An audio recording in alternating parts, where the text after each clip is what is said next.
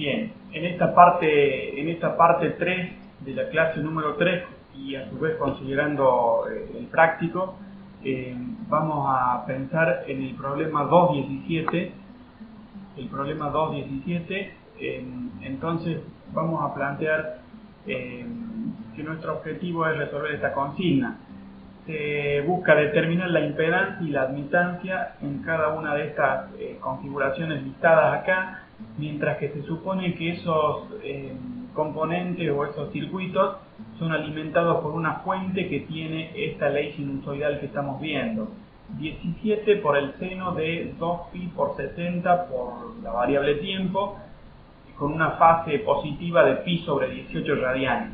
Bien, entonces a partir de eso el primer caso es suponer que tenemos un resistor de 56 ohmios. Entonces vamos a pensar, bueno, una vez más aclaramos que esta es la versión 16.4 de la guía de ejercicios. Entonces queremos, de acuerdo a la consigna, directamente determinar impedancia y admitancia.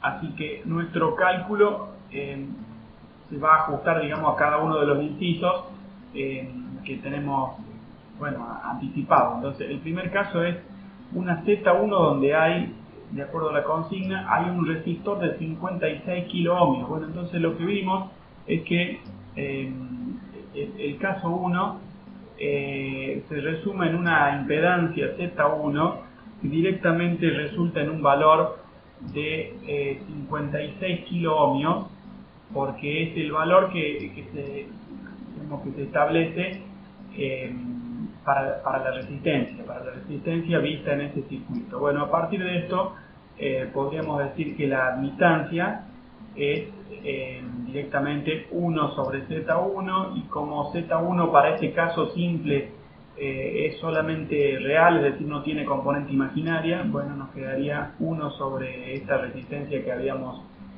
considerado, el valor de admitancia, a su vez coherente con una conductancia, es decir, que tampoco la admitancia tendría una componente imaginaria. Bien, el segundo caso es simple también, no obstante dice que se tiene un inductor de 100 milihenrios. Entonces con esos 100 milihenrios podemos decir que Z, llamémosle Z2 en este caso, resultaría en una impedancia que es compleja, y eso sería J por omega por L, que por último sería, bueno, J por 2pi por una frecuencia, quiero decir, a la pulsación omega necesitamos conocerla, para poder determinar cuánto vale la impedancia, o en este caso la reactancia. Bueno, entonces viendo el modelo para la fuente se encuentra que omega vale 2pi por 60, es decir, la frecuencia sería de 60 Hz y la pulsación es 2pi por 60. Así que esto sería 2pi por 60 por 100 por 10 a la menos 3, 100 por 10 a la menos 3, que resulta directamente en J38 ohmios. Bien, entonces aparece la variable imaginaria porque la impedancia en este caso es compleja, y deberíamos calcular cuánto vale la admitancia I sub 2. Luego, el tercer paso lo vamos a hacer corresponder con una impedancia que le vamos a llamar Z3. La consigna dice que para este tercer caso se encuentra un capacitor de 2,2 microfaradios, es decir, un valor que típicamente encontramos como condensador para el arranque de los motores eléctricos que hay, por ejemplo, en un ventilador de estos de uso doméstico. Bueno, entonces en esa condición lo que encontramos es que podríamos hacer nuestro estudio. Podemos decir entonces que Z3 es menos J por 1 sobre 2pi por 60 por 2,2 por 10 a la menos 6. bueno, este número 1, lo escribo más claro, y nos resulta una impedancia que solamente tiene componente imaginaria y a su vez es negativa, sería menos 1,21 kiloohmios. Luego el caso 4 sería Z4, de acuerdo a las condiciones siguientes. Z4 entonces,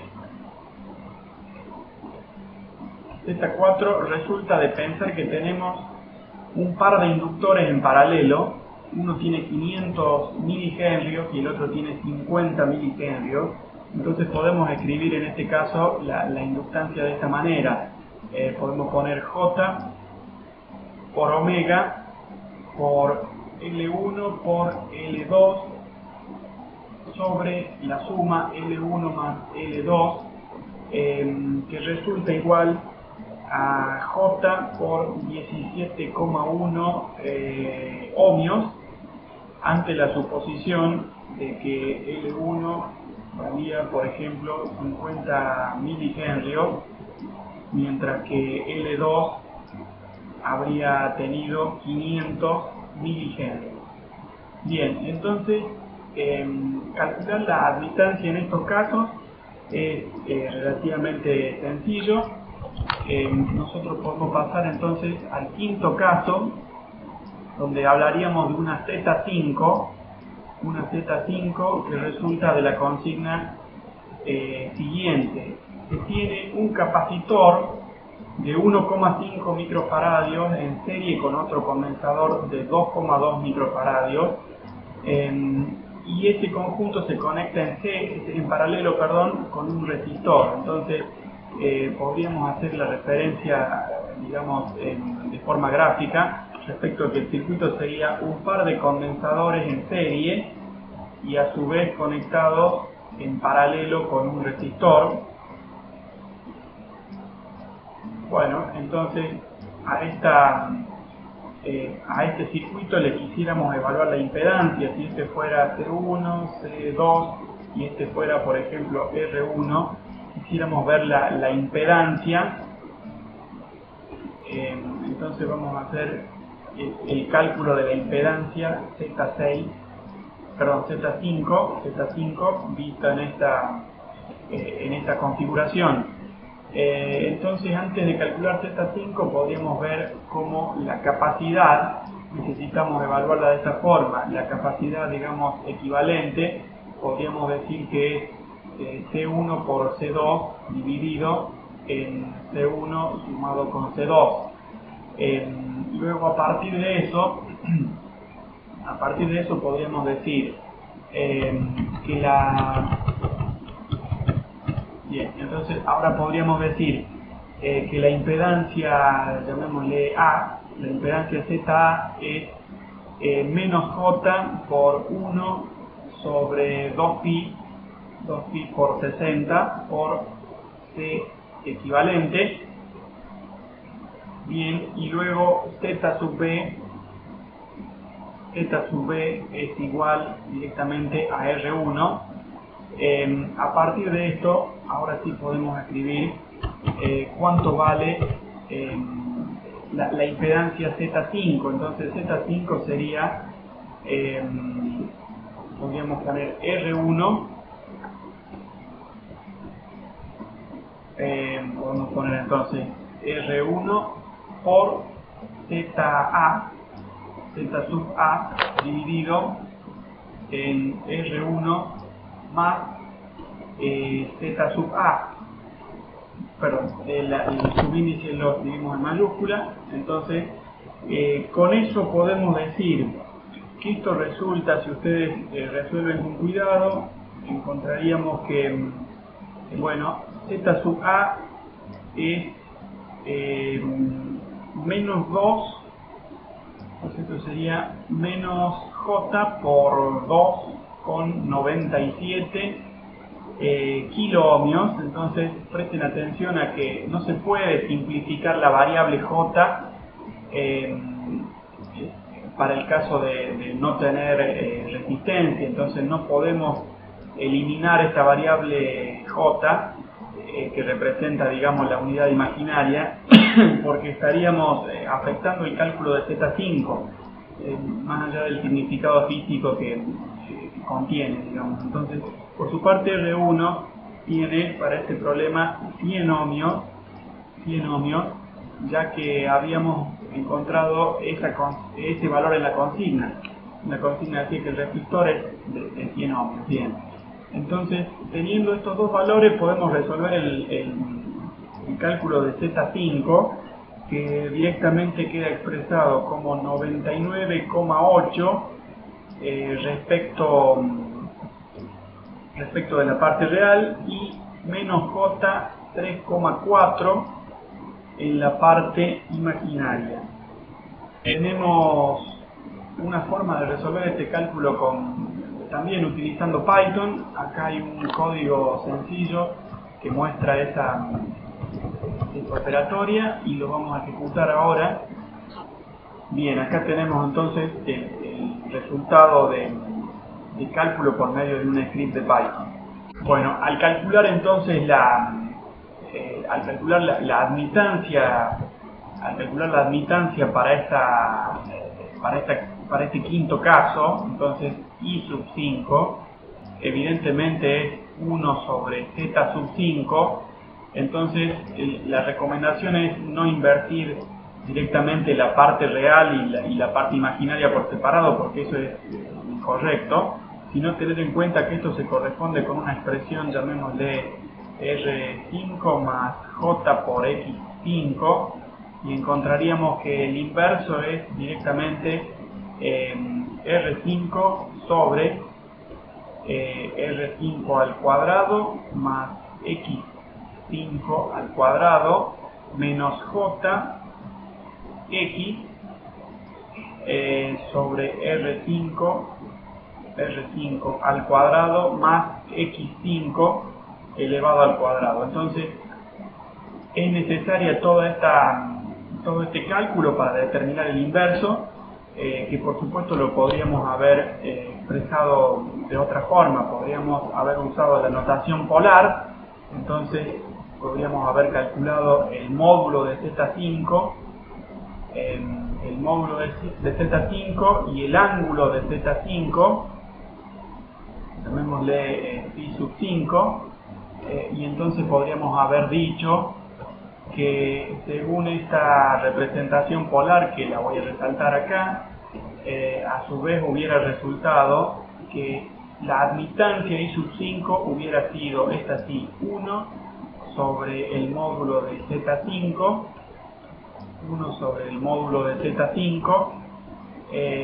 con el ángulo cambiado de signo, es decir, menos alfa 5.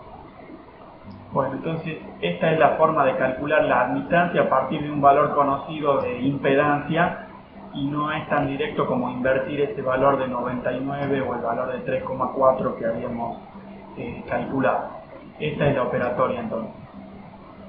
El último paso entonces para esta clase número 3 consiste en revisar el problema 2.18, que tiene una especificación muy sencilla y no obstante está relacionado con conceptos sumamente importantes dentro del estudio de los circuitos que operan en corriente alterna, y es precisamente el significado de la impedancia, que básicamente tiene que ver con el retraso entre la corriente y la tensión. Bueno, entonces, revisando la consigna del problema 2.18, encontramos que se quiere graficar un circuito serie que está conectado a una cierta fuente de tensión sinusoidal, la cual se define por medio de un fasor, y se pide que ese circuito que se proponga garantice que la corriente respete este segundo fasor. Entonces, por su parte se indica cuánto vale la pulsación angular, y esta es toda la información que tenemos. Así que, digamos, conceptualmente podemos decir que tenemos la siguiente información. Hay un fasor de tensión que nos resulta conocido, dice que se dice en la consigna, digo que son 10 voltios y que el ángulo del pasor de tensión es pi sobre 12, digamos, radianes. Entonces, por supuesto, podríamos hacer una correspondencia respecto de la tensión que está modelando. Entonces, esto sería una tensión B de T, que se supone que es, bueno, 10 por el coseno de, ya que habíamos conocido que la pulsación es de 300 radianes sobre segundo, entonces esto sería coseno de 300 por T, coseno de 300 por T más pi sobre 12 radianes. Bueno, entonces a esta definición la acompaña una definición del pasor de corriente, la cual es 0,1 amperios y un ángulo entonces de pi sobre 4 radianes. Bueno, mientras tanto sabemos que omega tiene 300 radianes sobre segundo, de acuerdo a lo que habíamos leído en la consigna. Con esta información quisiéramos, digamos, interpretar cómo un circuito serie puede lograr este comportamiento o esta especificación. Bien, y entonces directamente podemos escribir que, dada la ley de Ohm en corriente alterna, que dice que el pasor de tensión es el producto del pasor de corriente por la impedancia compleja, resulta que podemos especificar cuál es la impedancia de ese circuito que necesitamos elaborar. Entonces, la impedancia sería directamente el cociente entre el pasor de tensión y el pasor de corriente, que por su parte resultaría en una expresión que en notación polar podríamos estudiarla como 10 dividido en 0,1, o sea, esto sería 10 dividido en 0,1, sería 100 con un ángulo que deberíamos estudiar. Esto sería el ángulo phi. No lo tengo en mente así tan directamente, no obstante, se verifica que z expresada en un valor, en notación cartesiana, resultaría en 87 menos J50, 87 menos J50 ohmios. Bien, entonces la forma de calcular la división es, bueno, dividir los módulos y restar los ángulos. Luego a esta expresión polar que resulta de resolver este cociente, podemos pasar la notación cartesiana, y lo interesante es que esta expresión cartesiana se corresponde directamente con un valor de resistencia, y con un valor de reactancia. Por lo tanto ahora podemos decir que la reactancia que necesitamos alcanzar es menos J50, y con esa relación podríamos decir que para que sea negativa, la reactancia vista globalmente debería haber sido de tipo capacitiva. Entonces, si hubiera sido positiva la reactancia, decíamos que era de tipo inductiva. Acá pasa lo contrario. Por eso podemos decir que esto es J o menos J por 1 sobre omega por C, mientras que a omega la conocemos, de donde quedaría finalmente que C es igual a X por, digamos, 1 sobre X, más fácil escribirlo como 1 sobre omega por X. 1 sobre omega por X. Con lo cual se verifica que la capacidad que resume esta reactancia para la pulsación de 300 radianes sobre segundo es directamente 67 microfaradios. Bueno, un condensador de 67 microfaradios es, digamos, un condensador importante. Hubiera sido conveniente que la capacidad no resultara tan alta respecto de los valores comerciales típicos, digamos. Bien, entonces el circuito que implementa estas condiciones, perdón, este funcionamiento, podemos graficarlo también y tendría esta construcción. Sería un resistor con 87 ohmios, en serie con un condensador que debería tener, de acuerdo a lo que estamos viendo, 67 microfaradios. Bien, así que esta es la construcción que garantiza que si la fuente tiene 300 radianes sobre segundo de pulsación y está definida entonces con este pasor, bueno, la corriente se va a retrasar al punto de que tenga una fase de pi sobre 4 radianes. En este caso la corriente no se estaría retrasando, sino bien adelantando también. Entonces la corriente se adelantaría de acuerdo a la reactancia y de acuerdo al comportamiento que vemos. Está implícito que el circuito que elaboramos es de tipo serie, ya que el modelo que usamos para hacer nuestra correspondencia entre el valor de los valores vistos de corriente y tensión, lo hacemos, digamos, según la regla o según el modelo matemático de la impedancia. Si hubiéramos trabajado con la admitancia, podríamos haber llegado a una definición de un circuito en paralelo. No obstante, la misma consigna nos pedía que trabajemos con un circuito serio. Bueno, entonces eso es todo respecto de esta clase 3.